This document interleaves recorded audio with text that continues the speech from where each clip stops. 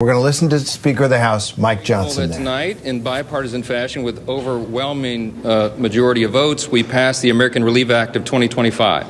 This is a very important piece of legislation. It funds the government, of course, until March of 2025. That was a big priority for us. This is America First legislation because it allows us to be set up to deliver for the American people. In January, we will make a sea change in Washington. President Trump will return to D.C. and to the White House, and we will have Republican control of the Senate and the House. Things are going to be very different around here. This was a necessary step to bridge the gap, to put us into that moment where we can put our fingerprints on the final decisions on spending for 2025. We also, in this bill, as you know, took care of Americans who desperately needed and deserved the assistance.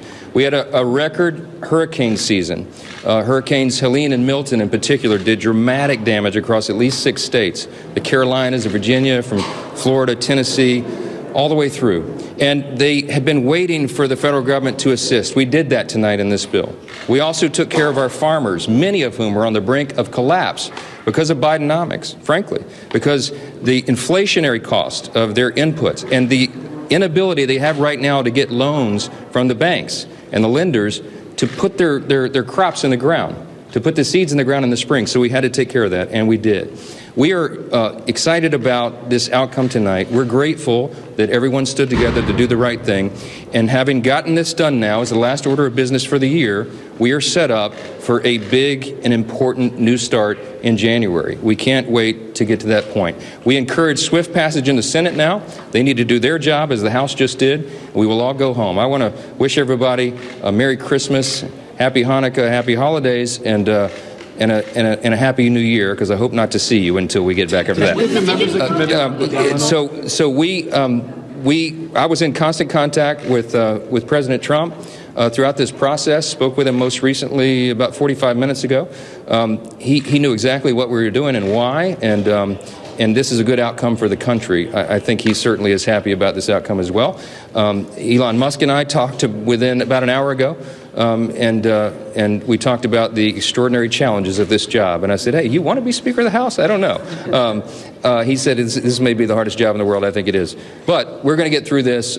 We are going to unify this country, and we are going to bring the America First agenda to the people beginning in January. We cannot wait to get started. I hope you all have a great holiday. Do you still want to be Speaker, Mr. Johnson? How will this be different? All right, there he is, the Speaker of the House, Mike Johnson, after a victory lap, really. We're with Selena Wang right now, who is our senior White House correspondent covering the waterfront here in Washington as well as in Mar-a-Lago. And Selena, there's Speaker of the House, Mike Johnson, really... you could almost hear the sigh of relief that came out of him. And as you've been pointing out, he really actually did back down both Donald Trump, who was demanding a change in the debt limit to get either eliminate or raise the debt limit, and Elon Musk, who didn't like the bill at all. And both of them were saying, let it all shut down. And Speaker Mike Johnson just kept his head down, did some ordinary politics, got the bill passed. The government's going to stay open. Everybody's going home for the holidays.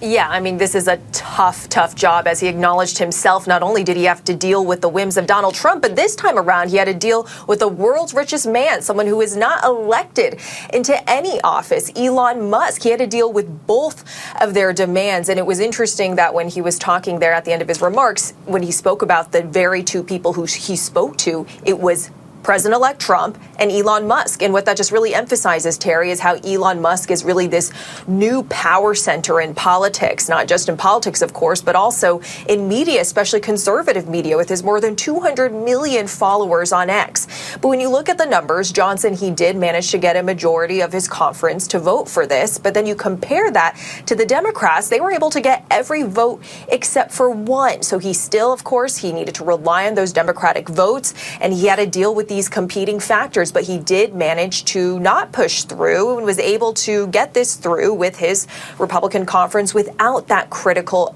Donald Trump demand about the debt ceiling. But this is just a preview of what is to come. This is kicking the can down the road. He's going to have to deal with a president-elect yet again who is known to torpedo political compromises at the last moment. He sure has.